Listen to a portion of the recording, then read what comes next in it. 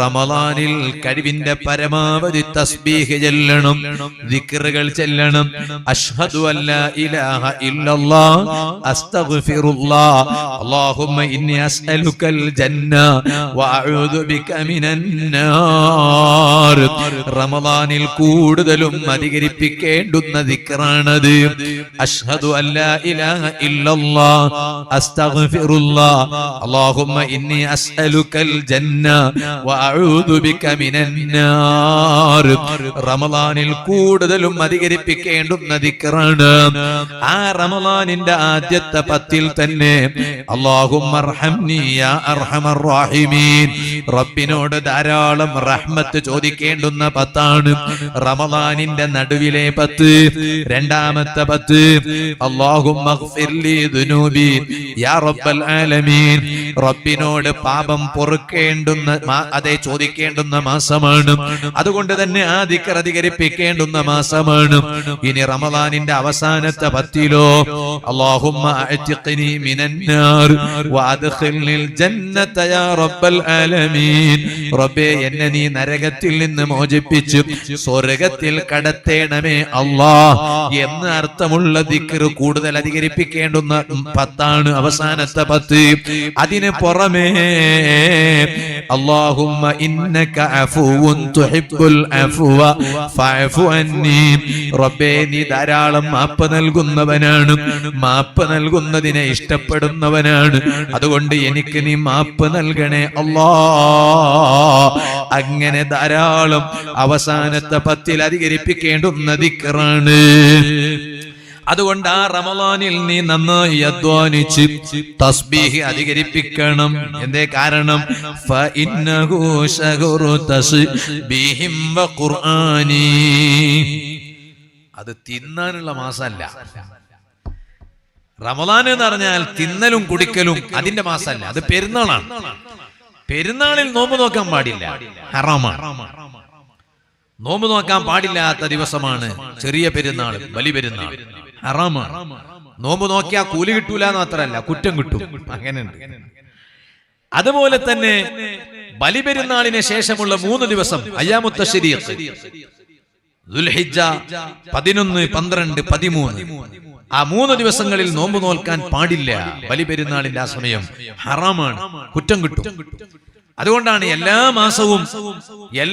മാസവും അറബി മാസം 13, 14, 15 വെളുത്ത ദിവസങ്ങൾ എന്ന് അതിന് പറയാം. നോമ്പ് നോക്കൽ സുന്നത്താണ്. ഉമ്മമാരെ, എല്ലാ മാസവും അറബി മാസം 13, 14, 15 നോമ്പ് നോക്കൽ സുന്നത്താണ്. എന്നാലോ ദുൽഹിജ്ജ മാസത്തിൽ 13 നോമ്പ് നോക്കാൻ പറ്റൂല, കാരണം അയ്യാമുത്ത ശരീക്കല്ലേ. അപ്പൊ അതിന് പകരം ദുൽഹിജ്ജ മാസത്തിൽ 14, 15, 16, 13 പകരം 16 നോമ്പ് നോക്കൽ സുന്നത്ത്. അത് ഫിഖ്ഹിന്റെ ഇമാമിങ്ങൾ അവരെ കിതാബിൽ പറഞ്ഞിട്ടുണ്ട്. ഞാനിപ്പോ അതിലേക്ക് കടക്കുന്നില്ല. ഞാൻ പറഞ്ഞു വന്നത് തിന്നുന്നതിന്റെയും കുടിക്കുന്നതിന്റെയും ദിവസമല്ല നോമ്പ്.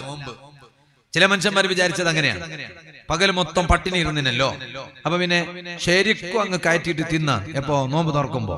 അങ്ങനെയല്ല, വളരെ ലഘുവായിട്ട് നോമ്പ് തുറ വേണം. ഉമ്മമാരോട് ഞാൻ പറയാം, നിങ്ങളെ വീട്ടിൽ നിങ്ങൾക്ക് മാത്രം നിങ്ങൾ നോമ്പ് തുറക്കുകയാണെങ്കിൽ ലഘുവായിട്ട്, ഭക്ഷണവും അതുപോലെ. അത് റമദാനിൽ മാത്രമല്ല, എപ്പോഴും അങ്ങനെയാണ്. ഭക്ഷണം ഒരു നിയന്ത്രണത്തിൽ വേണം. അങ്ങനെ കൊളസ്ട്രോൾ വന്ന ശേഷമല്ല ഇറച്ചി വേണ്ടാന്ന് വെക്കാം. അങ്ങനെയാ.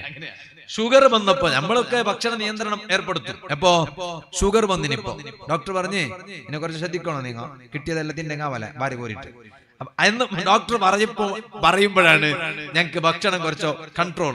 അപ്പൊ നമ്മൾ ഇങ്ങനെ കഴിക്കുമ്പോ ഭക്ഷണം കുറച്ച് കൺട്രോൾ അല്ലേ എന്ന്. അപ്പൊ ഇവിടെ തന്നെ നമ്മള് അബ്ദുൽ ലത്തീഫ് അവരെ വീട്ടിൽ, മമ്മച്ചാന്റെ വീട്ടിൽ പോയി ഞങ്ങൾ ഭക്ഷണം കഴിച്ചു വന്നു. ആ വീട്ടിലെ സഹോദരിമാർ ഒരുപാട് അധ്വാനിച്ച് നല്ല ഭക്ഷണം ഉണ്ടാക്കി തന്നു. അല്ലാഹുവേ, നീ അവർക്കും ഞങ്ങൾക്കൊക്കെ സ്വർഗീയ ഭക്ഷണം തരണം റഹ്മാനെ. ആ വീട്ടിലുള്ളവർക്ക്, നമ്മൾ അബ്ദുൽ ലത്തീഫിന്റെ ബാപ്പാക്കും ഉമ്മാക്കും അതുപോലെ ആ കുടുംബത്തിനും ഞങ്ങൾക്കും ഞങ്ങളെ മുഴുവൻ കുടുംബത്തിനും നീ ആഫിയത്തുള്ള ദീർഘായുസ്സ് നൽകണം റഹ്മാൻ. അപ്പൊ ഞാനും കുറച്ചേ കഴിച്ചിട്ടുള്ളൂ, പ്രസിഡന്റും കുറച്ചേ കഴിച്ചു, സെക്രട്ടറിയും കുറച്ചേ കഴിച്ചു, അല്ലേ? അങ്ങനെയല്ലേ നമ്മൾ പറഞ്ഞത്? നമ്മളെ ഖജാൻജി എവിടെ? അള്ളാഹു ബർക്കത്ത് ചെയ്യട്ടെ. ഖജാൻജി മാത്രം കുറച്ച് കൂടുതൽ കഴിച്ചു. അള്ളാഹു സന്തോഷം കൊടുക്കട്ടെ. അപ്പോ അത് ഓരോരുത്തർക്കും ഓരോ മദ്ഹബാണ്. ചില ആളുകൾക്ക് അങ്ങനെയാണ്, ചില ആളുകൾക്ക് ഇങ്ങനെയാണ്.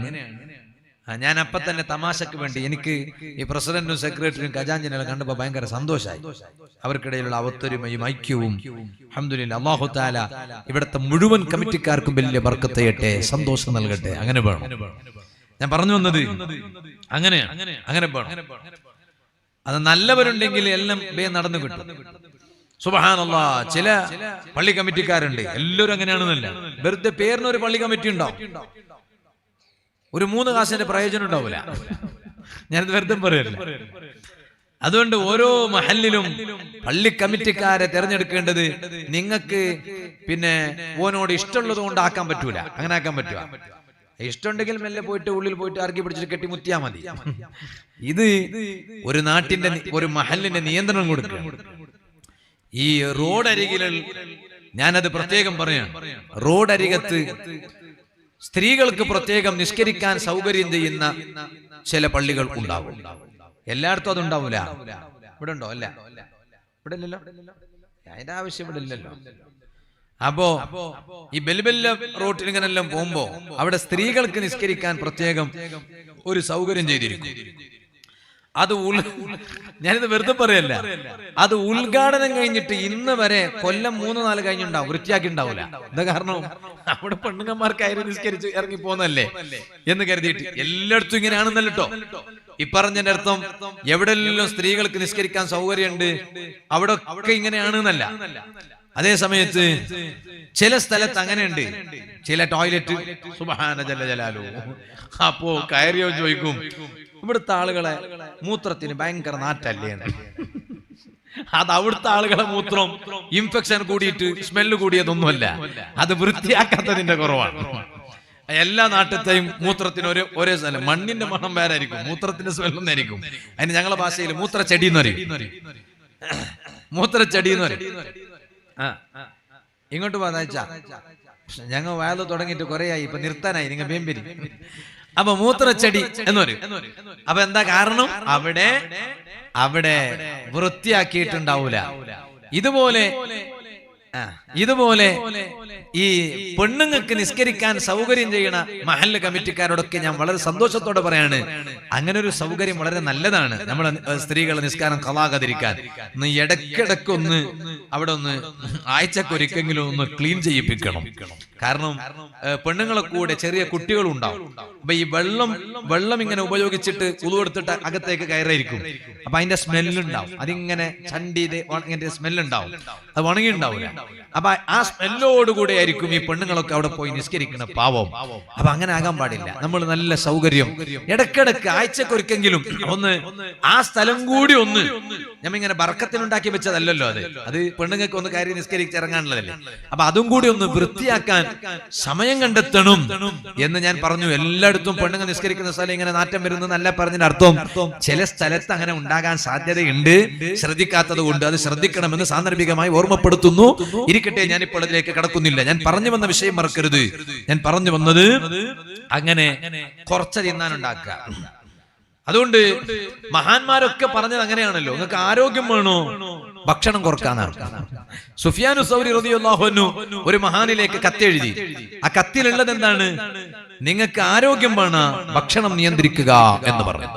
ഭക്ഷണം കുറക്കുന്നതും നിയന്ത്രിക്കുന്നതും വളരെ നല്ലതാണ്. ഇതിന്റെ അർത്ഥം തീരെ ഭക്ഷണം കഴിക്കാതിരിക്കാന്നല്ല. അപ്പൊ ഞാൻ പറഞ്ഞു വന്നത് വിശുദ്ധ റമളാൻ തിന്നുന്നതിന്റെയും കുടിക്കുന്നതിന്റെയും മാസമാണെന്ന് തെറ്റിദ്ധരിക്കണ്ട.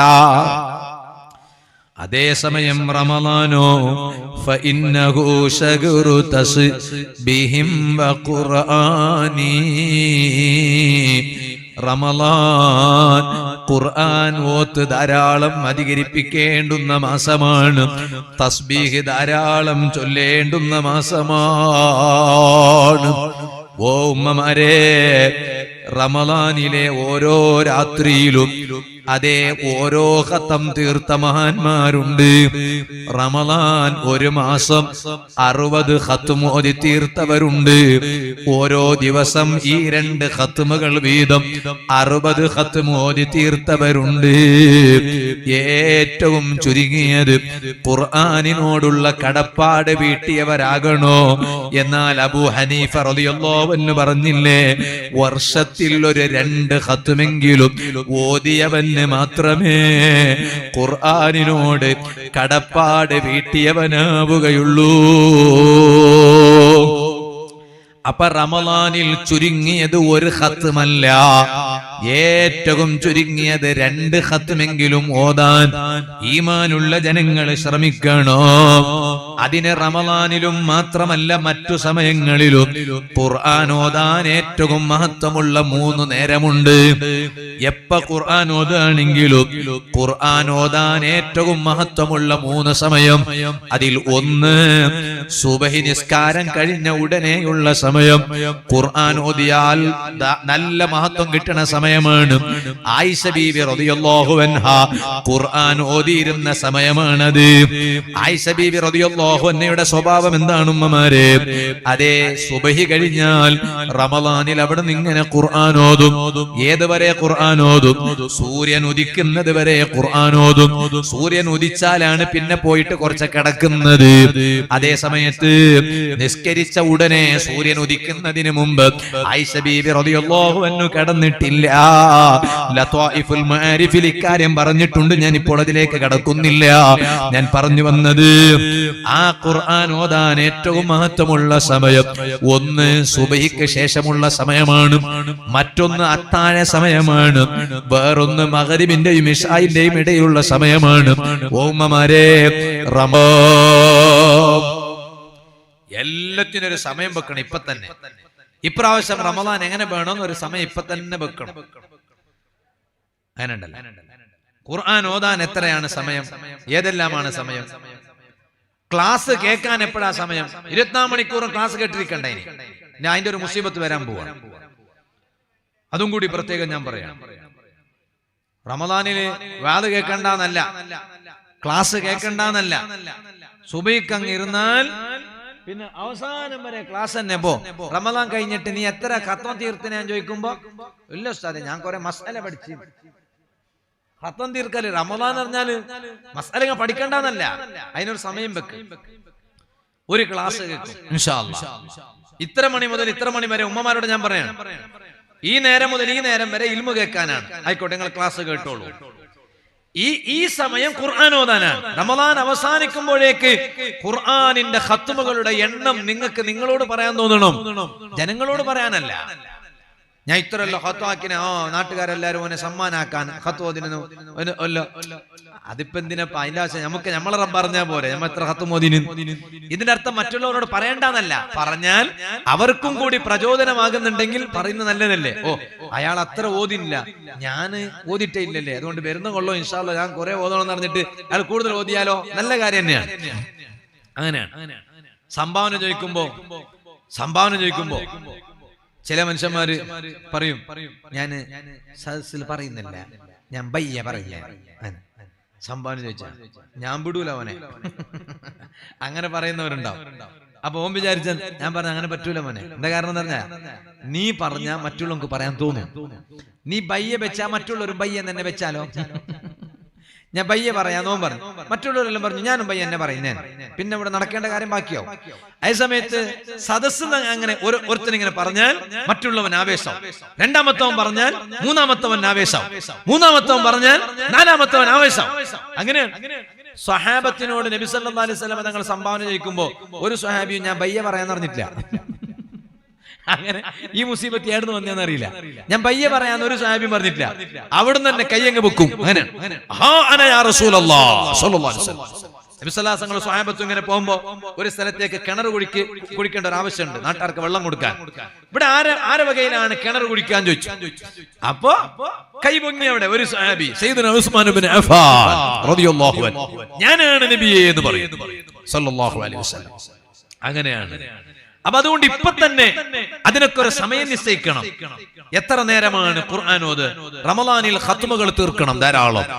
അതിന് റമളാനിൽ ഖത്മു തീർക്കാൻ ഓതേണ്ട ഏറ്റവും മഹത്വമുള്ള 3 സമയം, ആ 3 നേരം ഞാൻ എന്റെ ഉമ്മ പെങ്ങന്മാരോട് പറയട്ടെ, ആ 3 നേരം ഖുർആൻ ഓതാൻ വേണ്ടി വെക്കണം. നമ്മളെ ക്ലാസ് ഓത്തെല്ലാം പിന്നെ മതി. ക്ലാസ് കേൾക്കലും മറ്റൊക്കെ പിന്നെ മതി. ഈ പറയുന്ന 3 നേരം നമ്മൾ വേറെ ഒന്നിനും പോകണ്ട, ഖുർആൻ ഓത്തിന് വേണ്ടി വെക്കണം. ഏതാണ് ആ 3 നേരം? അതിൽ ഒന്ന്, സുബഹി നിസ്കരിച്ച ഉടനെ സൂര്യൻ ഉദിക്കുന്നത് വരെയുള്ള സമയം ഖുർആൻ ഓതാൻ ആ സമയം നിശ്ചയിക്കണം റമളാനിൽ. ഈ വരുന്ന റമളാനിക്ക് അങ്ങനെ തീരുമാനിച്ചോ, അള്ളാഹു ഭാഗ്യം തരട്ടെ. ഒരക്കാമീൻ പറയണം, അള്ളാഹു ഭാഗ്യം തരട്ടെ, അള്ളാഹു അതിന് ആഫിയത്ത് തരട്ടെ, ദീർഘായുസ് തരട്ടെ, തൗഫീഖ് ചെയ്യട്ടെ, തടസ്സങ്ങളൊക്കെ റബ്ബ് നീക്കി തരട്ടെ, രോഗങ്ങൾ അള്ളാഹു മാറ്റി തരട്ടെ, ക്ഷീണങ്ങൾ അള്ളാഹു മാറ്റി തരട്ടെ, നല്ല ആരോഗ്യം തരട്ടെ. ഞാൻ പറഞ്ഞു വന്നത് രണ്ടാമത്തെ സമയം അത്തായ സമയം. ഉമ്മമാരെ, നമ്മളെ ഈ റമളാനിലെ ഒരു അത്തായ സമയവും ഖുർആൻ ഓത്ത് നടക്കാത്ത ഒരു അത്തായ സമയം ഉണ്ടാകാൻ പാടില്ല. അള്ളാഹു ഭാഗ്യം തരട്ടെ. രണ്ടാമത്തത്, അതിന് കുറച്ച് നേരത്തെ എണീറ്റാലൊക്കെ നടക്കും. അതെല്ലാം നടക്കുന്ന അവസ്ഥ. അതെ, ഞമ്മ അത്തായ ഉണ്ടാക്കി കൊടുക്കണ്ടേ, മാപ്പിളക്ക് ഒന്ന് വേണോ, മാപ്പിളന്റെ അനുജനക്ക് വേറെ പോണോ, മാപ്പിള തന്നെ ഭർത്താവിന് 10 ഭർത്താവിന്റെ അനുജന് 10 പറ്റൂല, ഓർക്ക് ദോശ തന്നെ ആവണം അത്തായത്തിന്. അപ്പൊ അതുകൊണ്ട് കുറെ ഐറ്റംസ് ഉണ്ടാക്കണം. അങ്ങനൊക്കെ ആണെങ്കിലും കുറച്ച് നേരത്തെ അതനുസരിച്ച് എന്താക്കുക, തർത്തീബാക്കുക. അപ്പൊ അത്തായ സമയം ഈ വർഷം റമളാനിൽ പ്രത്യേകം ഞാൻ പറയാണ്, ഒരൊറ്റ അത്തായ സമയം ഖുർആൻ ഓത്ത് നടക്കാത്ത അത്തായ സമയം ഉണ്ടാകാൻ പാടില്ല. കുറച്ചെങ്കിലും ഖുർആൻ ഓത്ത് നടക്കണം. 2, മൂന്നാമത്തെ ഒരു നേരം കൂടി പറയാണ്, പിന്നെ മഗ്രിബിന്റെയും ഇശാഇന്റെയും ഇടയിലുള്ള സമയം ഖുർആൻ ഓതാൻ ഏറ്റവും മഹത്വമുള്ള സമയമാണ്. അപ്പൊ ഈ റമളാനിൽ ഒരൊറ്റ മഗ്രിബിന്റെയും ഇശാഇന്റെ ഇടയിലുള്ള സമയം ഖുർആൻ ഓത്ത് നടക്കാത്തതുണ്ടാകാൻ പാടില്ല. റമളാൻ എല്ലാം കഴിഞ്ഞിട്ട് ഖത്മുകൾ കുറെ ആയാൽ എങ്ങനെ നീ ഇത്ര ഖത്മ് ഓതിയെ ചോദിച്ച പറയണോ, അത് ഞാൻ എല്ലാ ദിവസവും 3 നേരം ഖുർആൻ ഓതിയിട്ടുണ്ട്. അങ്ങനെ ഏതല്ലോ, ഒന്ന് സുബൈക്ക് ശേഷം സൂര്യ ഉദിക്കുന്നത് വരെ, പിന്നൊന്ന് അത്തായ സമയം, വേറൊന്ന് മഗ്രിബിന്റെ ഇശാന്റെ ഇടയിലുള്ള സമയം. ഈ 3 സമയം കുറെ ഖത്മകൾ അങ്ങ് തീർക്കും. അപ്പൊ ഖുർആൻ ഓത്തിന് കുറച്ച് സമയം ഇപ്പൊ തന്നെ നിശ്ചയിക്കണം. ഒരു ടൈം ടേബിൾ ആക്കുമ്പോ, ഞാൻ എന്റെ മറക്കപ്പുറത്തിരുന്ന് വേല കേൾക്കണം, ഉമ്മമാരോട് പറയട്ടെ, ഒരു ടൈം ടേബിൾ ഇപ്പൊ തന്നെ റെഡി ചെയ്യും. ഈ റമളാനിൽ ഖുർആൻ ഓതണ സമയം, ഈ സമയങ്ങളൊക്കെ ഖുർആൻ ഓതാനാണ്. ഈ റമളാനിൽ 1/2 മണിക്കൂർ എന്നും ഞാൻ ഇൽമു കേൾക്കും. 24 മണിക്കൂർ ക്ലാസ് കേട്ടിട്ട് ഇടങ്ങേറാവണ്ട. പിന്നെ 1/2 മണിക്കൂർ അല്ലെങ്കിൽ 1 മണിക്കൂർ ഇൻഷാ അല്ലാഹ് ഞാൻ ക്ലാസ് കേൾക്കും. അത്ര ഒരു ലിമിറ്റ് വെക്കുക. ബാക്കി ഖുർആൻ ഇത്ര. പിന്നെ ഞാൻ ഇൻഷാ അല്ലാഹ് ഈ റമളാനില് നോമ്പ് തുറക്കുമ്പോ ഓരോ ദിവസവും എന്റെ വീട്ടിലേക്ക് ഞാൻ ഒരാളെ വിളിച്ചിട്ട് നോമ്പ് തുറപ്പിക്കും. അള്ളാഹു ഭാഗ്യം തരട്ടെ, അള്ളാഹു ഭാഗ്യം തരട്ടെ.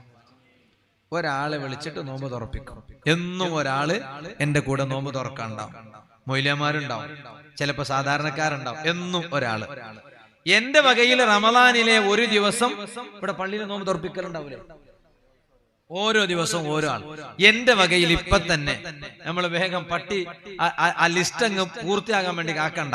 പിന്നെ 30 കഴിഞ്ഞാൽ പിന്നെ നോമ്പ് തുറപ്പിക്കലുണ്ടാവൂല. ഇവിടെ 1 മാസമല്ലേ റമളാൻ ഇവിടെ. അപ്പൊ പിന്നെ 1 മാസത്തിൻ്റെത് കഴിഞ്ഞ പിന്നെ ഓൻ വന്നിട്ട് പിന്നെ തലചോരിനെ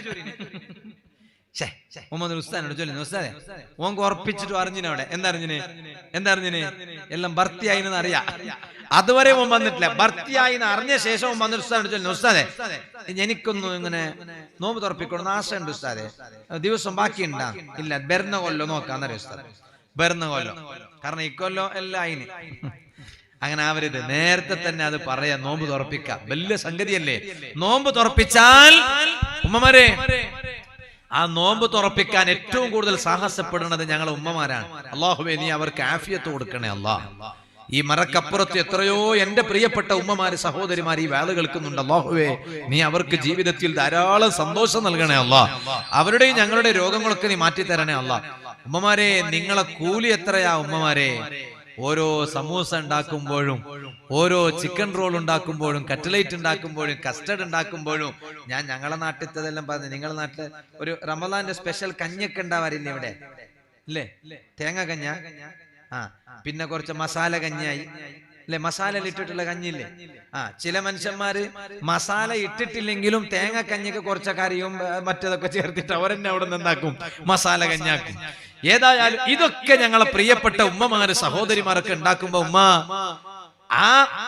നിങ്ങൾ എന്ന് റമളാനിൽ നോമ്പ് തുറപ്പിക്കാനുള്ള വിഭവങ്ങൾ ഉണ്ടാക്കുമല്ലോ. അപ്പൊ നിങ്ങൾ ഇങ്ങനെ അനാവശ്യം സംസാരിച്ചിട്ടുണ്ടാക്കണ്ട ഉമ്മ. ആ സമയത്ത് ഒരു 3 നിയ്യത്ത് നിങ്ങളെ മനസ്സിൽ ഉണ്ടാകട്ടെ. അള്ളാഹു ഭാഗ്യം തരട്ടെ. ഇപ്രാവശ്യം റമളാന് നോമ്പ് തുറക്കാനുള്ള വിഭവങ്ങൾ ഉണ്ടാക്കുമ്പോ ഉമ്മമാരെ സഹോദരിമാരെ മനസ്സിലുണ്ടാകേണ്ടുന്ന 3 നിയ്യത്ത്. റബ്ബേ, ഞാനിതാ ഈ എണ്ണക്കടികൾ ഉണ്ടാക്കുന്നു, ഞാൻ ഈ പായസം ഉണ്ടാക്കുന്നു, ജ്യൂസ് ഉണ്ടാക്കുന്നു. അള്ളാഹുവേ, ഇത് എനിക്ക് നോമ്പ് തുറക്കാൻ ഏതായാലും ഉണ്ട് അല്ലേ? അല്ലെങ്കിലും ഈ പെണ്ണുങ്ങന്മാരെല്ലാം തിന്നുന്നത് കുറവല്ലേ? എല്ലാ നാട്ടിലും സ്ത്രീകൾ തിന്നുന്നത് കുറവാണ്. ഇവിടെ AP സർക്കിളിലും അങ്ങനെ തന്നെയല്ലേ? നേരമ്പാടി ഈ ഭാഗത്തെല്ലാം പെണ്ണുങ്ങൾ കൂടുതലാ ഒക്കെ. ഇവിടെ നിങ്ങൾ ആണുങ്ങൾ കുറച്ചും പെണ്ണുങ്ങൾ കൂടുതലും തോന്നുന്നു എനിക്ക് നിങ്ങളെ കാണുമ്പോ. ഞങ്ങളെ നാട്ടിലൊക്കെ അങ്ങനെയാണ്. പെണ്ണുങ്ങൾ എന്താന്ന് പറഞ്ഞാൽ ഓർ ഉണ്ടാക്കാൻ ഭയങ്കര ഉഷാറാണ്. ഉണ്ടാക്കി അവിടെ തന്നെ ഈ ഘാട്ടെല്ലാം അടിച്ചിട്ട് പിന്നെ ഓരവിടുന്ന് കുറച്ച് ടേസ്റ്റ് എല്ലാം കുറച്ച് ഇങ്ങനെ ടേസ്റ്റ് നോക്കിയിട്ടുണ്ടാവും. എന്നിട്ട് ബാക്കിയുള്ളതാണ് ഞങ്ങൾക്ക് കിട്ടുന്നത്. അത് വിഷയം വേറെ. അപ്പോ ഞാൻ പറഞ്ഞു വന്നത്, അപ്പൊ അതൊക്കെ അവരുണ്ടാക്കും. പാവം, എനിക്ക് കുറച്ചെങ്കിലും ഉമ്മമാരെ കുറിച്ച് പറഞ്ഞില്ലെങ്കിൽ മനസ്സിന് റാഹത്ത് വരുന്നില്ല. ഒരു നമ്മളെ ഉമ്മമാരല്ലേ, സഹോദരിമാരല്ലേ, അള്ളാഹു അവർക്ക് ആഫിയത്ത് കൊടുക്കട്ടെ, ഞങ്ങൾക്കും തരട്ടെ. അങ്ങനെ അപ്പൊ ഉമ്മ ആ നോമ്പ് തുറപ്പിക്കാനുള്ള വിഭവങ്ങൾ ഉണ്ടാക്കുമ്പോ നിങ്ങളെ മനസ്സിൽ ഒരു 3 നിയ്യത്ത് വേണം ഉമ്മ. എന്താണെന്നറിയോ? 1, റബ്ബേ, എന്റെ ഭർത്താവും എന്റെ മക്കളും നോമ്പ് തുറക്കാണ്. എന്റെ ഭർത്താവിന്റെ ഉപ്പ, എന്റെ ഭർത്താവിന്റെ ഉമ്മ ഉറക്കെ നോമ്പ് തുറക്കാൻ. ഇന്ന് 2 ഉസ്താദുമാർ, പള്ളിത്തെ ഉസ്താദുമാരും ഉണ്ട് നോമ്പ് തുറക്കാൻ പുറക്ക് വന്നിന്. എന്നും ഉണ്ടാവും നോമ്പ് തുറപ്പിക്കുന്ന സമയത്ത് വീട്ടിൽ കുറച്ചാള്. 3 ലക്ഷ്യമാണ്. അല്ലാ, എന്റെ മനസ്സിൽ 3 ആഗ്രഹമുണ്ട്. ഈ നോമ്പ് തുറപ്പിക്കുമ്പോൾ എന്റെ മനസ്സിൽ 3 ആഗ്രഹമുണ്ട്. ഏതെല്ലാമാണ് 3 ആഗ്രഹം?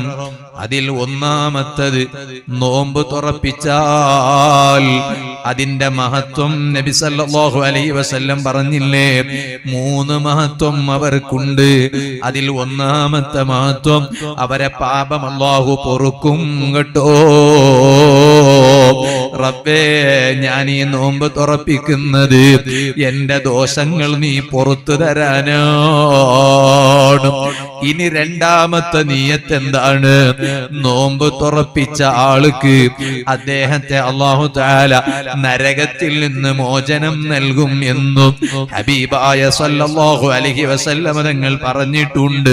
അതുകൊണ്ട് റബ്ബേ, ഈ നോമ്പ് തുറപ്പിക്കുന്നത് കൊണ്ട് എന്നെ നീയൊന്ന് നരകത്തിൽ നിന്ന് മോചിപ്പിക്കണേ അല്ലാ. ഇനി 3ാമത്തെ നിയ്യത്ത് എന്താണ്? നബി സല്ലല്ലാഹു അലൈഹി വസല്ലം തങ്ങൾ പറഞ്ഞില്ലേ, അതാ വേറൊരുത്തന് നോമ്പ് തുറപ്പിച്ചാൽ ആ മനുഷ്യൻ നോമ്പ് നോറ്റതിന്റെ പ്രതിഫലം അവന് അത് കിട്ടുന്നതോടൊപ്പം നോമ്പ് തുറപ്പിച്ച നിങ്ങൾക്കും കിട്ടുന്നതാണ്. അതുകൊണ്ട് റബ്ബേ, ഇന്ന് ഞാൻ ഈ ഉണ്ടാക്കിയത് കൊണ്ട് എത്ര ആളുകളാണ് നോമ്പ് തുറക്കുന്നത്, അവരുടെ നോമ്പിന്റെ പ്രതിഫലവും അവർക്കും കിട്ടുന്നതോടൊപ്പം എനിക്കും തരണേ അല്ലാ. ഈ 3 നിയ്യത്തുകളോടുകൂടെയായിരിക്കണോ നോമ്പ് തുറക്കണ വിഭവങ്ങൾ ഉണ്ടാക്കേണ്ടത്. ഇത് ഞാൻ എന്റെ വാദ കേൾക്കുന്ന ഉമ്മമാരോട്, സഹോദരിമാരോട് ഞാനങ്ങ് പറഞ്ഞു എന്നേയുള്ളൂ.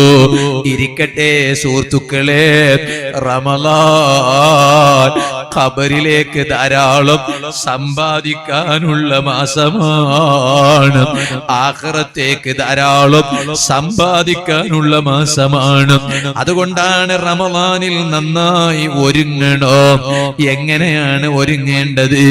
കേവലം വീട് പരിസരം വൃത്തിയാക്കിയാ പോരാ, പള്ളി പരിസരം വൃത്തിയാക്കിയാ പോരാ, ഞാനും ഒന്ന് സ്വന്തമായി ഞാനൊന്ന് വൃത്തിയാകണ്ടേ. പിണങ്ങി നിൽക്കുന്നവരില്ലേ? സുബ്ഹാനല്ലാഹ്, ചോദിക്കട്ടെ, പിണക്കം ഇപ്പൊ നിർത്തിയില്ലെങ്കിലും ഇനി എപ്പോഴാടാ നിർത്തുന്നത്? മൂക്കിൽ പഞ്ഞി വെച്ചതിന് ശേഷമാണോ? മൂക്കിൽ പരുത്തി വെച്ചതിന് ശേഷമാണോ? ചങ്ങായിമാരെ, മരിച്ചാൽ എല്ലാ പരുത്തി വെക്കേണ്ട സ്ഥലത്ത് പരുത്തി വെച്ച് കഴിഞ്ഞില്ലേ? അതുവരെ കാത്തിരിക്കുകയാണോ? ആർക്ക് വേണ്ടിയാണ് ഈ ഈ വിദ്വേഷങ്ങള്? ആർക്ക് വേണ്ടിയാണ് ഈ വൈരാഗ്യങ്ങള്? ആർക്ക് വേണ്ടിയാണ് ഈ പിണക്കങ്ങള്? ഞാൻ എന്നോടും നിങ്ങളോടും പറയട്ടെ, ഒരു മാസം റമളാൻ അത് ഒരിക്കലും വൃഥാവിലാകാൻ പാടില്ലല്ലോ. റബ്ബ് ഞങ്ങളെ പട്ടിണിയിലാക്കിയിട്ട് റബ്ബിന് എന്ത് കിട്ടാനാണ്? 11 മാസം വയറ് നിറയെ കഴിച്ചിട്ട് റമളാൻ ഒരു മാസം പട്ടിണി കിടന്നിട്ട് റബ്ബിനെന്ത് കിട്ടാനാണ്? അതുകൊണ്ടല്ലേ ഹബീബായ അഷ്റഫുൽ ഖൽഖ് സ്വല്ലല്ലാഹു അലൈഹി വസല്ലം തങ്ങൾ പറഞ്ഞത്, കമ്മിൻ സുവാമിൻ, എത്ര നോമ്പുകാരില്ലേ, ലൈസ ലഹും ഇല്ലൽ ജൂഉ വൽ അതുശു, അവർ നോമ്പ് നോക്കിയിട്ട് ഒരു പ്രയോജനവുമില്ല, ഒരു ഫലവുമില്ല. എന്തേ കാരണം? ആ നോമ്പ് നോക്കിയിട്ട് അവർക്ക് കിട്ടിയത് കേവലം വിശപ്പ് മാത്രമാണ്. ഒരു മാസക്കാലം വിശന്നിരുന്നു എന്നല്ലാതെ, ദാഹിച്ച് അവശനായി എന്നല്ലാതെ അവർക്ക് ഒരു നോമ്പിന്റെയും പ്രതിഫലം കിട്ടിയിട്ടില്ല. എന്തുകൊണ്ട്? അതേ, മിണ്ടേണ്ടവരോട് മിണ്ടുന്നില്ല. പിണക്കം അവസാനിപ്പിക്കണമെന്ന് പറഞ്ഞപ്പോ അവസാനിപ്പിക്കുന്നില്ല. റമളാൻ ഒരു മാസം നോമ്പ് നോറ്റു, ഒരൊറ്റ തറാവീഹും മുടക്കിയിട്ടില്ല. അതേ, വന്ന മുത്തല്ലിമീൻകൊക്കെ സ്വതക്ക കൊടുത്തു, പാവങ്ങൾക്ക് സ്വതക്ക കൊടുത്തു, റമളാൻ കിറ്റ് വിതരണം ചെയ്തു, എല്ലാം ചെയ്തു. നോമ്പോ വിപുലമായി നോമ്പും തുറപ്പിച്ചു, പള്ളിക്കും സ്വതക്ക കൊടുത്തു, സക്കാത്ത് കൊടുക്കേണ്ടത് കണക്ക് വെച്ചിട്ട് സക്കാത്തും കൊടുത്തു, എല്ലാം ചെയ്തു. പക്ഷേ ബാപ്പാനോട് മിണ്ടുന്നില്ല, ഉമ്മാനോട് മിണ്ടുന്നില്ല, ബാപ്പ മോനോട് അങ്ങോട്ട് മിണ്ടുന്നില്ല, ഉമ്മ മക്കളോട് അങ്ങോട്ട് മിണ്ടുന്നില്ല. എടാ, നിന്റെ നോമ്പ് ആർക്കാണ് ആവശ്യം? നിന്റെ തറാവീഹ് നിസ്കാരം ആർക്കാണ് ആവശ്യം? നിന്റെ പള്ളിയിലേക്ക് നീ കൊടുത്ത സംഭാവന ആർക്കാണ് ആവശ്യം? പാവങ്ങൾക്ക് നീ കൊടുത്ത സ്വതക്ക ആർക്കാണ് വേണ്ടത്? നിന്റെ ദാഹം ആർക്കാണ് ആവശ്യം?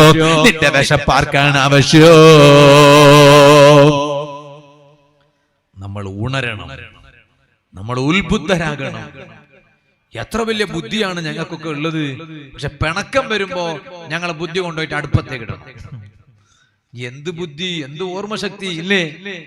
പക്ഷേ പിണക്കം മാറ്റണില്ല. മനുഷ്യ ചിന്തിക്കണ്ടേ? മനുഷ്യ ആർക്ക് വേണ്ടിയാണ് ഈ പിണങ്ങിയത്? ആരോടാണ് ഈ പിണക്കം? സുബ്ഹാനല്ലാഹ്, എന്തൊരു കാലം! ഞാൻ വളരെ സങ്കടത്തോടെ പറയാണ്, സ്വന്തം മക്കള് ബാപ്പാനോട് മിണ്ടാത്ത കാലം, സ്വന്തം മക്കൾ ഉമ്മാനോട് മിണ്ടാത്ത കാലം. അതിന് മക്കൾക്ക് ന്യായം പറയാനുണ്ടാവും. ഉസ്താദേ, എന്റെ ബാപ്പനെ കുറിച്ച് നിങ്ങൾ മനസ്സിലാക്കിയാൽ നിങ്ങൾ പറയും ബാപ്പനോട് മിണ്ടണ്ടാന്ന്. സുബ്ഹാനല്ലാഹ്, പറയണില്ല, ഒരിക്കലും പറയില്ല. കള്ളുകുടിയനായ ബാപ്പയാണെങ്കിൽ പോലും ആ ബാപ്പക്ക് ബാപ്പാന്റേതായ മര്യാദ നൽകണമെന്നല്ലേ ഇസ്ലാം പറയുന്നത്? അങ്ങനല്ലേ? ബഹുദൈവ ആരാധനയുള്ള ബാപ്പയാണ്. ബാപ്പ മുസ്ലിമല്ല, ഉമ്മ മുസ്ലിമല്ല, മോൻ മുസ്ലിമാണ്. എന്നാൽ ആ ബാപ്പ നല്ലത് പറയുമ്പോ കേൾക്കണം. ബാപ്പ ദീന് വിട്ടുവാന്ന് പറഞ്ഞാൽ കേൾക്കണ്ട. ബാപ്പ നല്ലത് പറയുമ്പോ കേൾക്കണം. ആ ബാപ്പാക്ക് ബാപ്പ എന്ന പരിഗണന നൽകണം. നീ മുസ്ലിമായി നിന്നുകൊണ്ട് തന്നെ മുസ്ലിം അല്ലാത്ത നിന്റെ ബാപ്പക്കും നിന്റെ ഉമ്മക്കും ബാപ്പയുടെയും ഉമ്മയുടെയും പരിഗണന നൽകണം എന്ന് പഠിപ്പിച്ച മതമാണ് പരിശുദ്ധ ഇസ്ലാം. ഇപ്പൊ നോക്കുമ്പോ ഇവിടങ്ങൾ ഈ നാട്ടിലൊന്നും ഉണ്ടാവൂല എന്ന് ഞാൻ മനസ്സിലാക്കുകയാണ്.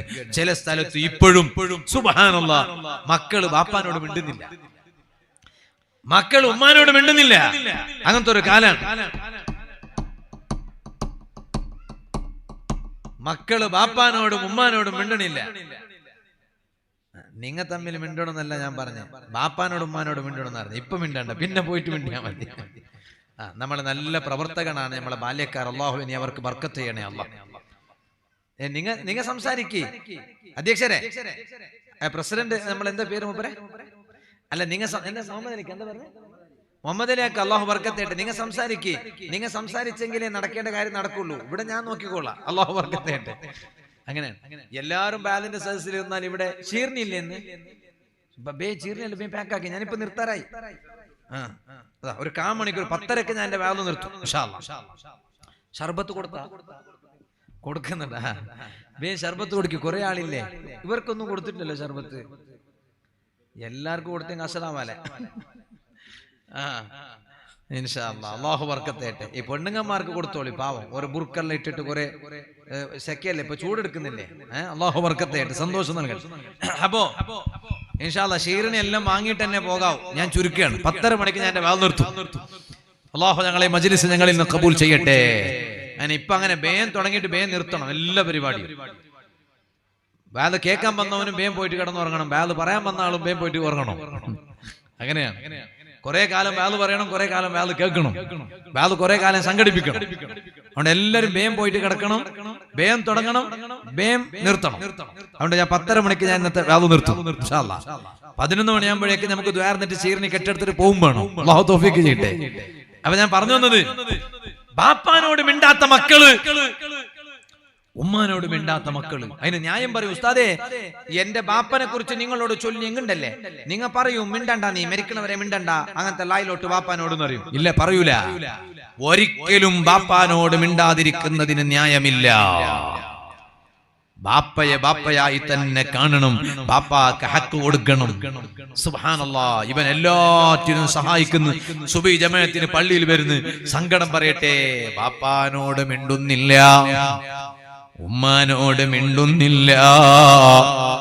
ഇനി ഞാൻ ബാപ്പാനോട് പറയട്ടെ, ഉമ്മാനോട് പറയട്ടെ, ചില ഉമ്മയും ബാപ്പയും മക്കളോട് മിണ്ടുന്നില്ല. ഓ ബാപ്പാ, മക്കള് പിണങ്ങിയാലും അവര് ബുദ്ധി കുറഞ്ഞവരല്ലേ ഉമ്മ, നിങ്ങളത്ര പ്രായം മക്കൾക്കില്ലല്ലോ, ആ മക്കളെക്കാൾ പ്രായം കൂടിയവരല്ലേ നിങ്ങൾ.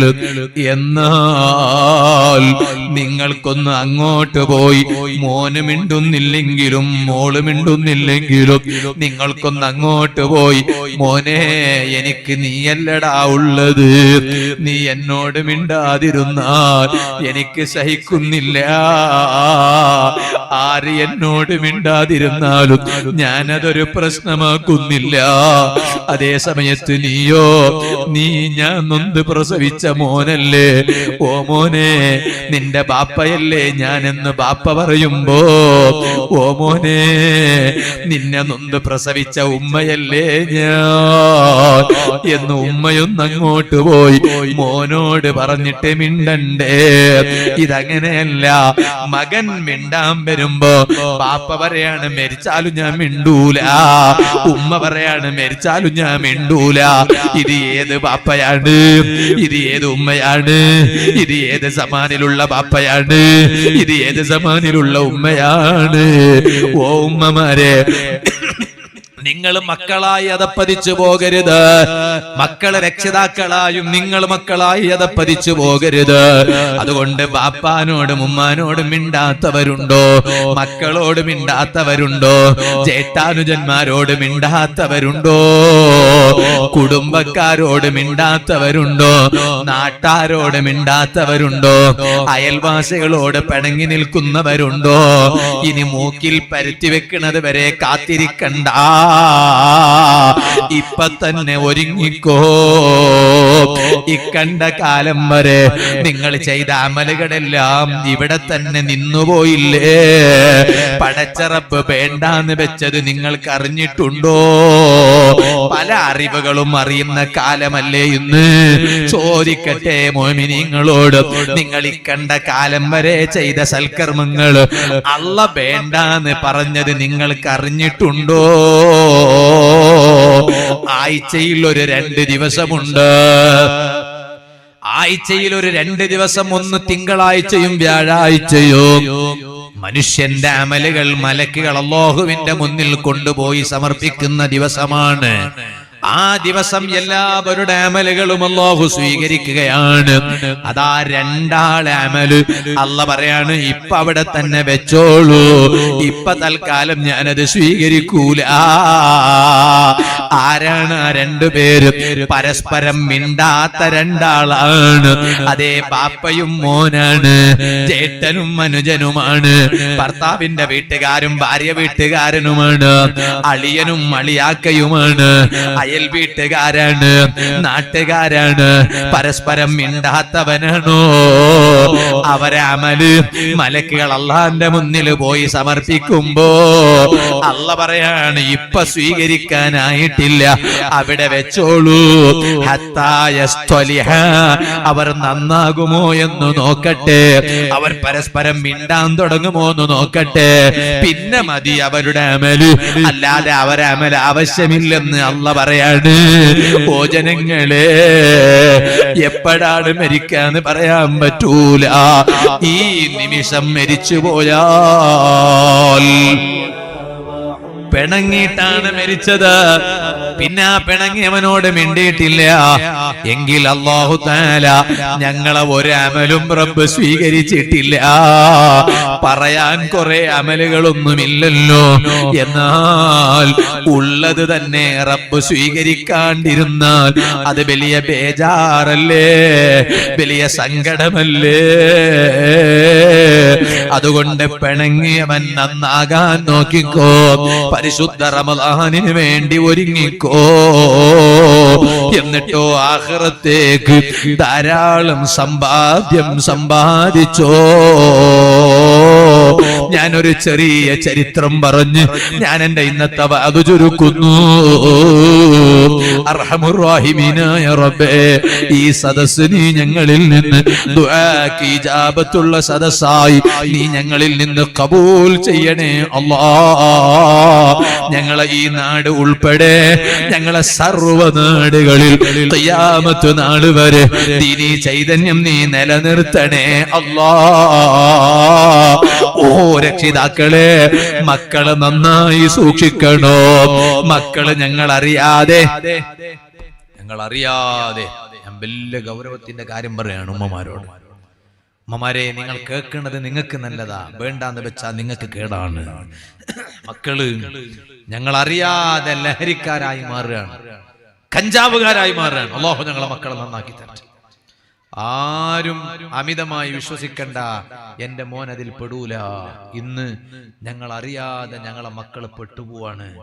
ഞങ്ങൾക്ക് വീട്ടില്, ഞാൻ എന്റെ പൊന്നുമക്കളെ, എന്റെ അനുജന്മാരെ, നിങ്ങൾക്ക് വലിയ ഉത്തരവാദിത്വം ഉണ്ടടാ.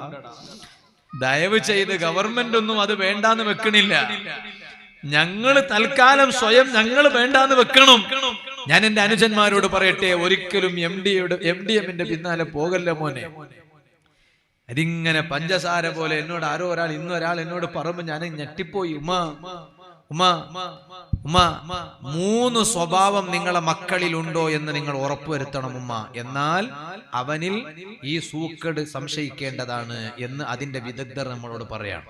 ഉമ്മമാരോട് ഞാൻ പറയാണ്, സ്കൂളിലും കോളേജിലും പോയി തിരിച്ച് വീട്ടിലേക്ക് എത്തുന്ന നിങ്ങളെ മക്കൾ, അത് ആൺമക്കളാകട്ടെ പെൺമക്കളാകട്ടെ, ഞാൻ ഈ പറയുന്ന 3 സ്വഭാവം, 3 ലക്ഷണം, 3 അടയാളങ്ങൾ അവരിലുണ്ടോ?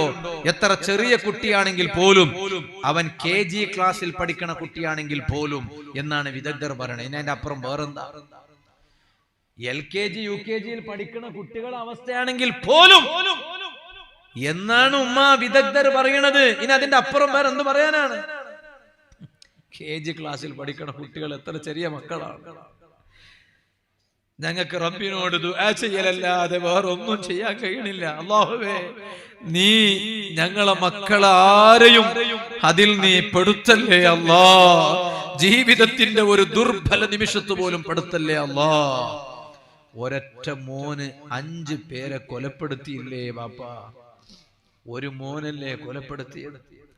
3 ഇടങ്ങളിലായി അവൻ കൊന്നുകളയാൻ എത്ര സാഹസപ്പെട്ടിരിക്കണം. എങ്ങനെ തോന്നി അവൻക്ക് സ്വന്തം അനുജനെ കൊല്ലാൻ, സ്വന്തം മാമനെ കൊല്ലാൻ എങ്ങനെ തോന്നി? എന്നിട്ട് കാമുകിയെയും കൊന്നിട്ട് ന്യായം പറയാണ്, ഓളെങ്കാലം ജീവിച്ചാൽ ഞാനും കൂടി മരിക്കാനാണ് ആഗ്രഹിച്ചത്, ഓള് വഴിയാതാരായി പോവല്ലോ, പട്ടിണിയായി പോവല്ലോ എന്ന് കരുതിയിട്ട് ഓളെ കൊന്നതാണ് എന്ന മുടന്ത ന്യായം പറയാനുള്ള അവസ്ഥയിലേക്ക് ഓനെ എത്തിച്ചിട്ടുണ്ടെങ്കിൽ നിങ്ങളൊന്ന് ആലോചിച്ചു നോക്ക്, ഇതിന്റെ ഒക്കെ നിലവാരം എന്തായിരിക്കും? 3 ലക്ഷണം സ്കൂളിലും കോളേജിലും പോയി വരുന്ന നിങ്ങളെ മക്കളിൽ രക്ഷിതാക്കളെ കണ്ടില്ലെന്ന് നടിക്കണ്ട. പ്ലീസ്, ദയവ് ചെയ്ത് ഞാൻ പറയാണ്, കണ്ടില്ലെന്ന് നടിക്കണ്ട. ഞങ്ങളെ തലയിൽ കത്തും ഉറപ്പാണ്. ഞങ്ങളെ മക്കളെ ഞങ്ങൾ വെറുതെ വിട്ടാൽ പടച്ച റബ്ബ് ഐറ്റിങ്ങൾ ഞങ്ങൾക്ക് വെറുതെ അല്ലടാ തന്നത്. ഉപ്പമാരോടും ഉമ്മമാരോടൊക്കെ ഞാൻ പറയാണ്, ദയവ് ചെയ്ത് വെറുതെ അല്ല അള്ളാഹു തന്നത്. എത്ര ആളുകളുണ്ട് മക്കളില്ലാതെ പ്രയാസപ്പെടുന്നവർ, ഒരു കുഞ്ഞുകാല് കാണണമെന്ന് കൊതിച്ചവർ. ഉമ്മാ, ഞങ്ങൾക്ക് അള്ളാഹു ഈ ആൺമക്കളെയും പെൺമക്കളെയും തന്നത് വെറുതെയാണെന്ന് നിങ്ങൾ തെറ്റിദ്ധരിച്ചോ ഉമ്മ? ദയവ് ചെയ്ത് തെറ്റിദ്ധരിക്കണ്ട. 3 സ്വഭാവം വിദഗ്ധർ പറയാണ്. 1, കുട്ടി വീട്ടിൽ വന്നിട്ട് ഭക്ഷണം കഴിക്കുന്ന സമയത്ത് ഓനക്ക് ഭക്ഷണം തീരെ വേണ്ട, ഓനക്ക് ഭക്ഷണത്തോട് താല്പര്യമില്ല എന്ന ലക്ഷണം നിങ്ങളെ മക്കളിൽ കാണുന്നുണ്ടോ? 1. 2, വീട്ടിൽ വന്നാൽ അവന് പുറത്തു പോയില്ലെങ്കിൽ പറ്റൂല, പുറത്തു പോവന്നെ വേണം. എപ്പ നോക്കിയാലും പുറത്തേക്ക് പോണം, പുറത്തേക്ക് പോണം, പുറത്തേക്ക് പോണം എന്നുണ്ടോ? പുറത്തേക്ക് പോണം, പുറത്തേക്ക് പോണം, പുറത്തേക്ക് പോണം എന്നുണ്ടോ? എന്നാൽ തീർച്ചയായും 2ാമത്തെ ലക്ഷണം. 3ാമത്തെ ലക്ഷണം, വല്ലാതെ വീട്ടില് ദേഷ്യം പ്രകടിപ്പിക്കുന്നുണ്ടോ, അരിശം കാണിക്കുന്നുണ്ടോ എങ്കിൽ ഈ 3 ലക്ഷണം അവനിലുണ്ടോ എന്നാൽ അവനിൽ ഈ സൂക്കേട് സംശയിക്കണം എന്ന് വിദഗ്ധർ പറയാണ്. അല്ലാഹു നല്ല ബോധം തരട്ടെ, അല്ലാഹു നല്ല ബോധം തരട്ടെ. ഒരിക്കൽ ഓൻ അതിൽ പെട്ടുപോയാൽ പിന്നെ ഓനക്ക് ഓരോ ഇടക്കിടക്ക് അവൻ അത് വേണം. ഇല്ലാന്ന് കണ്ടാൽ അതിന്റെ അവസാനം എവിടെയാണെന്നറിയോ? അത് കിട്ടാതിരുന്നാൽ കിട്ടാൻ എന്ത് വേണമെങ്കിലും ചെയ്യും. ഉമ്മാനെയും കൊല്ലും. അങ്ങനെയാണ് ഈ ഉമ്മാനെ കൊല്ലുന്നത്, ബാപ്പാനെ കൊല്ലും. എന്താ കാരണം? എല്ലാറ്റേക്കാൾ വലുത് അവൻ അത് തോന്നുകയാണ്. ഇനി ഒന്നും കിട്ടിയിട്ടില്ലേ, അതുകൊണ്ടാണ് അതിന് തടസ്സമായിട്ട് ആരാണോ മുന്നിൽ വരുന്നത് അവരെ കൊല്ലാൻ ഒരു മടിയും അവൻ കാണിക്കൂല. ഒന്നും കിട്ടണില്ലേ, അവസാനം ഓനെ തന്നെ സ്വന്തം കൊന്നുകളയും, ആത്മഹത്യ ചെയ്യും. നിങ്ങളൊന്ന് ആലോചിച്ച് നോക്ക്, ഇതിനേക്കാൾ വലിയ മുസീബത്ത് വേറെന്താണ്? അതുകൊണ്ട് ഞാൻ പറയട്ടെ, ഒരിക്കലും രക്ഷിതാക്കള് മക്കളെ മറന്നു പോകരുത്. ആ മക്കളെ നന്നായി വളർത്താൻ രക്ഷിതാക്കൾ ശ്രമിക്കണേ. ഈ സദസ്സിൽ നിന്നൊരു തീരുമാനമെടുത്തിട്ട് വേണം പോകാൻ. സുഹൃത്തുക്കളെ, പോകാരായി എപ്പോഴാണെന്നറിയില്ല. കൊണ്ടുപോകാനുള്ള മയ്യത്ത് കട്ടിൽ റെഡിയാണ്. ഇന്ന് ഞാനൊന്ന് പോകാനേ ബാക്കിയുള്ളൂ, നിങ്ങൾ പോകാനേ ബാക്കിയുള്ളൂ. അതുപോലെ തന്നെ മരിച്ചാൽ പൊതിയാനുള്ള കുപ്പായവും റെഡിയായിട്ടുണ്ട്. അത് ഏത് കടയിൽ നിന്നാണെന്നറിയില്ല, ആരാണ് പൈസ കൊടുക്കണതെന്നറിയില്ല. ഇതുപോലെ പോയി കിടക്കാനുള്ള മണ്ണും റെഡിയാണ്. അത് ഏത് നാട്ടിലാണെന്നറിയില്ല, ആരാണ് കുഴിക്കണതെന്നറിയില്ല, ആരാണ് മയ്യത്ത് കുളിപ്പിക്കുന്നതെന്നറിയില്ല, ആരാണ് ഖബറിൽ കൊണ്ടുപോയി കിടത്തുന്നതെന്നറിയില്ല. എല്ലാം റെഡിയായിട്ടുണ്ട്. പടച്ച റബ്ബിന്റെ വിളി വരാൻ മാത്രമേ ബാക്കിയുള്ളൂ. ആ വിളി അങ്ങ് വന്നാൽ അതിനൊരു രോഗം വേണമെന്നില്ല, അസുഖം വേണമെന്നില്ല, ICUയിൽ കിടക്കണമെന്നില്ല, വെന്റിലേറ്ററിൽ കിടക്കണമെന്നില്ല, മാസങ്ങളോളം കിടക്കണമെന്നില്ല, കൊല്ലങ്ങളോളം കിടക്കണമെന്നില്ല. പടച്ച റബ്ബിന്റെ വിളി വന്നാൽ, അതല്ലേ ഖുർആനിൽ അല്ലാഹു പറഞ്ഞത്, വലൻ യുഅഖിറല്ലാഹു നഫ്സൻ ഇദാ ജാ അജലുഹാ വല്ലാഹു ഖബീറും ബിമാ തഅമലൂൻ.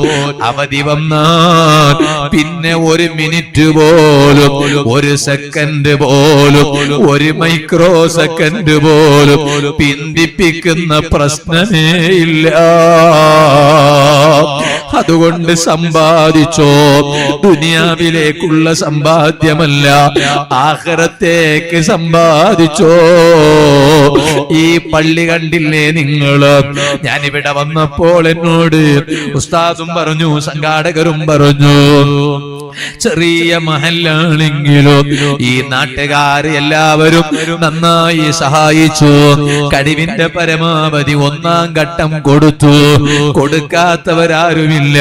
അവരെല്ലാം സഹായിച്ചിട്ട് ഈ നിലക്ക് മനോഹരമായ ഇപ്പൊ തന്നെ പണി പൂർത്തിയാകുന്നതിന് മുമ്പ് തന്നെ കാണാൻ എന്തൊരു ഭംഗിയാണ്.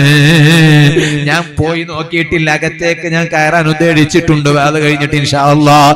അതേ സമയത്ത് ഈ പണി അങ്ങ് പൂർത്തിയായാൽ എന്തൊരു മനോഹരമായിരിക്കും, എന്തൊരു രസമായിരിക്കും. ഓ സഹായിച്ചവരെ, അതെല്ലാം ഖബറിലേക്കുള്ള സമ്പാദ്യമാണ്, അതെല്ലാം ആഖിറത്തേക്കുള്ള സമ്പാദ്യമാണ്. അതല്ലേ നമുക്ക് ആഖിറത്തിൽ ഉപകരിക്കുള്ളൂ, അതല്ലേ ഞങ്ങൾക്ക് ഖബറിൽ ഉപകരിക്കുള്ളൂ.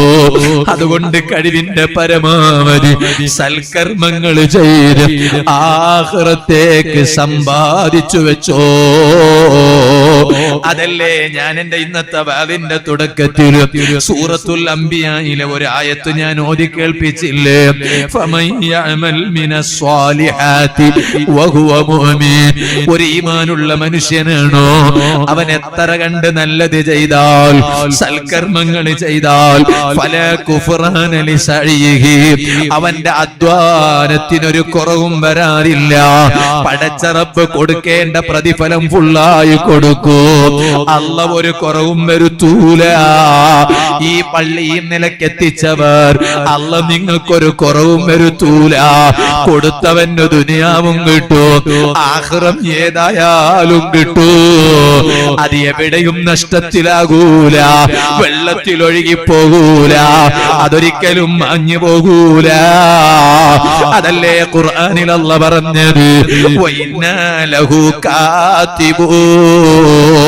നിങ്ങളാ ചെയ്ത സൽക്കർമ്മങ്ങൾ മുഴുവനും ഞാനങ്ങ് എഴുതി വെച്ചു പോയി, ഇനി അത് ഞാൻ മായ്ച്ചു കളയൂല. ആഖിറത്തേക്ക് സമ്പാദിക്കണോ? ഞാനൊരു ചെറിയ ചരിത്രം പറയട്ടെ. ഇമാം മാവർദി റഹിമഹുല്ലാഹ്. ഓ സുഹൃത്തുക്കളെ, ആ ഇമാം മാവർദി റളിയല്ലാഹു അൻഹു എത്ര വലിയ മഹാനാണ്. ആ മഹാനവരുകൾ ആഖിറത്തേക്ക് സമ്പാദിച്ചത് നിങ്ങളൊന്ന് നോക്കൂ. ഈ സാധുവായ എനിക്കെന്തുണ്ട് ആഖിറത്തേക്ക് സമ്പാദിക്കാൻ? ഞങ്ങൾ എന്തിനാണ് വാദിന് പോകുന്നത്?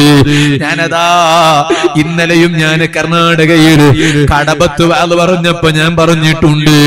ഇന്നലെയല്ല മിഞ്ഞാന്ന് കൊടക് ജില്ലയിലെ എരുമാട് മഖാമുറൂസിൽ സാധുവായ ഞാൻ വാദ് പറഞ്ഞപ്പോ ഞാൻ അവിടെ പറഞ്ഞിട്ടുണ്ട്.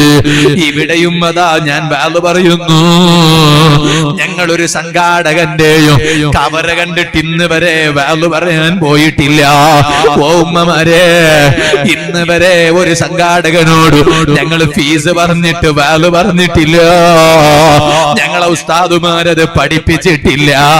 ഇന്ന് വരെ ഞങ്ങളെ വാല് ദുനിയാവിന്റെ സമ്പാദ്യമായി ഞങ്ങൾ കണ്ടിട്ടേ ഇല്ല. ഞങ്ങൾ ഈ വാല് ഇത്രയും കാലം പറഞ്ഞിട്ട്, സാധുവായ ഞാൻ മുത്തല്ലിമായ കാലം മുതൽക്ക് തന്നെ വാല് പറയാൻ തുടങ്ങിയിട്ടുണ്ട്. ഇന്നെനിക്ക് 39 വയസ്സാണ്. മുത്തല്ലിമായ കാലം തൊട്ടേ വാല് പറയാൻ തുടങ്ങിയിട്ടുണ്ട്. നിങ്ങളെ പരിസരങ്ങളിൽ പലയിടത്തും വാല് പറഞ്ഞിട്ടുണ്ട്. സത്യം പറയട്ടെ, ഇന്ന് വരെ വാല് പറഞ്ഞിട്ട് സാധുവായ ഞാൻ ദുനിയാവിൽ നിന്നൊന്നും സമ്പാദിച്ചിട്ടില്ല. പക്ഷെ എന്തിനാണ് വാല് പറയുന്നത്? സംഘാടകര് വരുമ്പോഴേക്ക് വാദ് അത്ര എളുപ്പമല്ല. ഒരു ദിവസം രാത്രി ഉറക്കം ഒഴിച്ചാലും ഒരു ക്ഷീണമാണ്. അത് 2 ദിവസമായാൽ ക്ഷീണം 10 മടങ്ങാണ്. എന്നാ വാദ് പറയുന്ന ഉസ്താദുമാരൊക്കെ എത്രയാണ് രാത്രി ഉറക്കം ഒഴിക്കുന്നത്? പിറ്റേന്ന് സുബഹിക്ക് ശേഷം മുത്തല്ലിമീങ്ങൾക്ക് കിതാബ് ഓതി കൊടുക്കുന്ന ദർസ് നടത്തുന്ന ഉസ്താദുമാരാണെങ്കിൽ പിന്നെ അവർക്ക് ഉറങ്ങാൻ എവിടെയാണ് നേരം? എന്നിട്ടും വാദ് പറയുന്നത് എന്തിനാണ്? മരിച്ചു എന്ന വാർത്ത കേട്ടാൽ വാട്സപ്പിൽ വരുമല്ലോ, ഫേസ്ബുക്കിൽ വരുമല്ലോ, സ്റ്റാറ്റസിൽ കാണുമല്ലോ.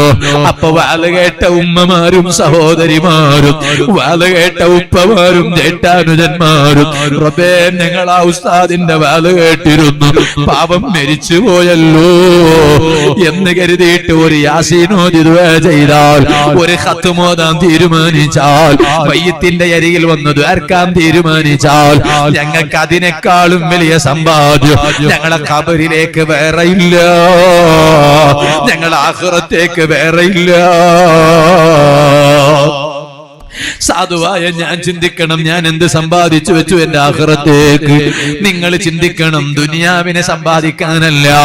ഇവിടെ എത്ര വലിയ കോടീശ്വരനായാലും പോകട്ടെ, എത്ര പാവപ്പെട്ടവനായാലും പട്ടിണി കിടന്നിട്ടില്ല. റബ്ബ് ദുനിയാവിൽ ഒരാളെയും പട്ടിണിയിലാക്കിയിട്ടില്ല.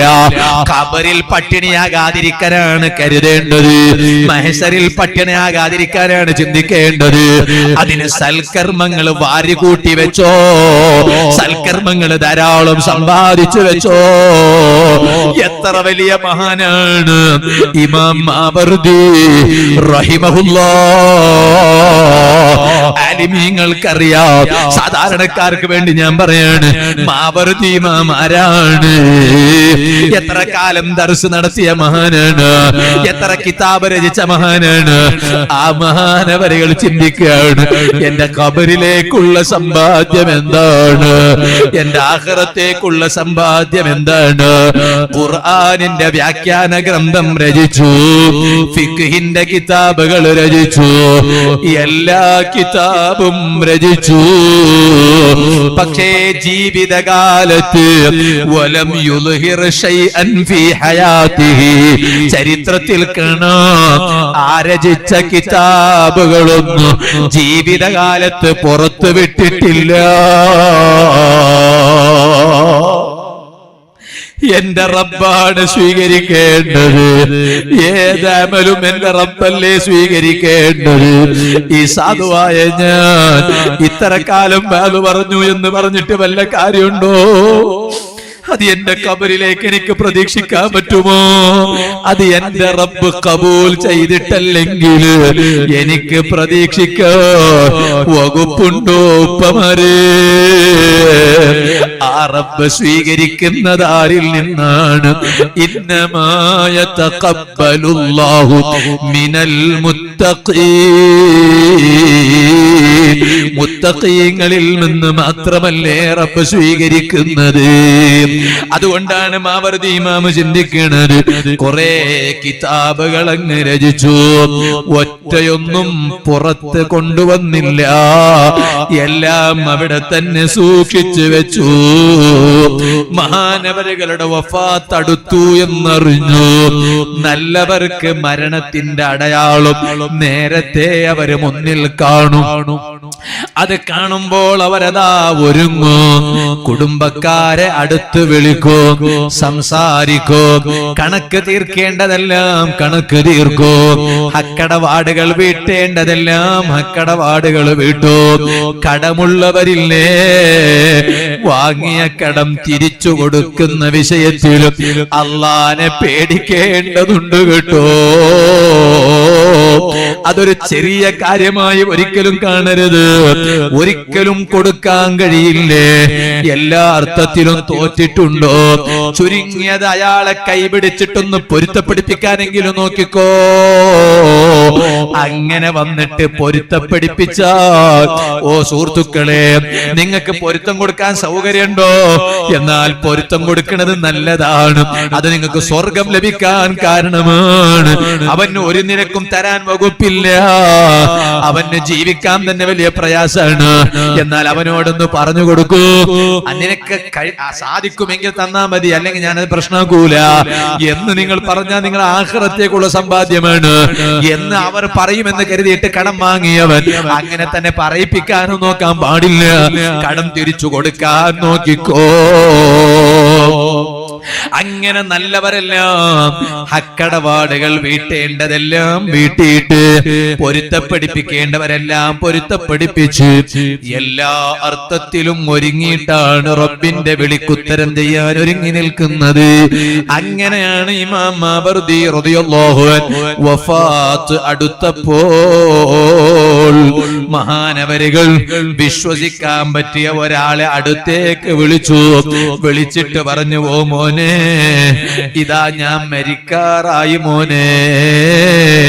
എന്റെ അലമാര നിറയെ കിതാബുകളാണ്. അത് ഞാൻ എന്റെ ജീവിതകാലത്ത് രചിച്ച കിതാബാണ്. ഞാനത് ആരോടും പറഞ്ഞിട്ടില്ല.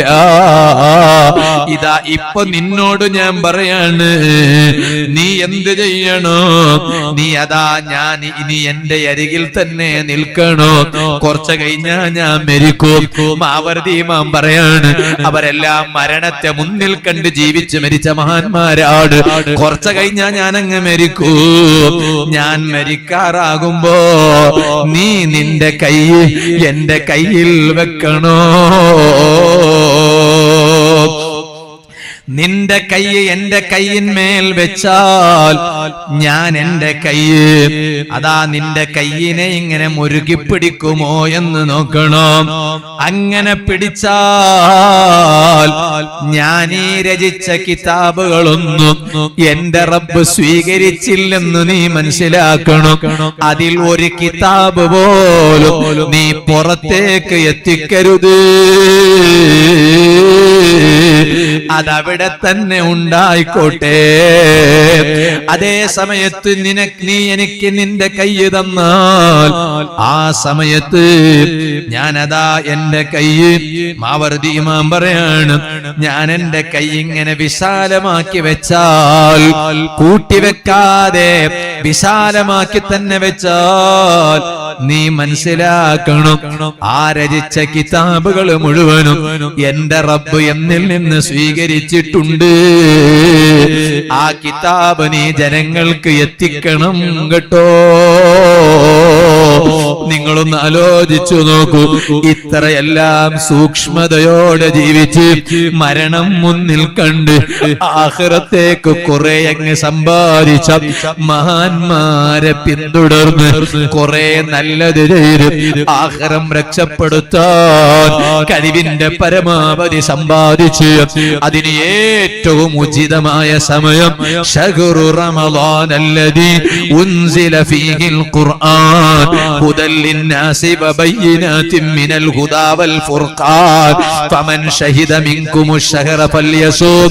ആ ഖുർആൻ അവതീർണമായ വിശുദ്ധ റമളാൻ വിളിപ്പാടകലയാണ്. ഈ റമളാൻ അതിനു വേണ്ടി ഉപയോഗപ്പെടുത്തണമെന്ന് മാത്രം ഈ സമയം സാധുവായ ഞാൻ എന്റെ അമ്മാരത്തായ നഫ്സിനോടും നിങ്ങളോടും ഓർമ്മപ്പെടുത്തി ഞാൻ എന്റെ ഇന്നത്തെ വാദ നിർത്തുന്നു. അർഹമുർ റഹീമീനായ അല്ലാഹ്, സാധുക്കളായ ഞങ്ങൾക്ക് നീ അതിന് തൗഫീഖ് ചെയ്യണം റഹ്മാനേ. ഈ സദസ്സ് ഞങ്ങളുടെ ആരുടെയും അവസാനത്തെ സദസ്സാക്കല്ലേ അല്ലാഹ്. ദുആക്ക് ഇജാബത്തുള്ള സദസ്സായി നീ ഞങ്ങളിൽ നിന്ന് കബൂൽ ചെയ്യണേ അല്ലാഹ്. ഇനിയും ഒരുപാട് സദസ്സുകളിൽ സംബന്ധിക്കാൻ നീ ഞങ്ങൾക്കെല്ലാം നല്ല ആരോഗ്യമുള്ള ദീർഘായുസ് തരണേ അല്ലാഹ് എന്ന് ദുആ ചെയ്ത് ഞാൻ എന്റെ സംസാരം നിർത്തുന്നു. നമുക്ക് ഇൻഷാ അല്ലാഹ് ഈ പള്ളി അൽഹംദുലില്ലാ നേരത്തെ ഞാൻ പറഞ്ഞതുപോലെ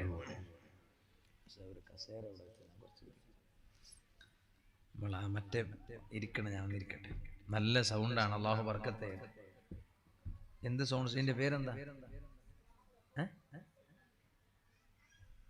എന്ത് സൗണ്ട്സ്? ബന്ദിയോട് അല്ലാഹു ബർക്കത്തെ. സന്തോഷം നൽകും സൗണ്ടുകാർക്കൊക്കെ. വേറെ അവർക്ക് ഭയങ്കര സന്തോഷമാണ്.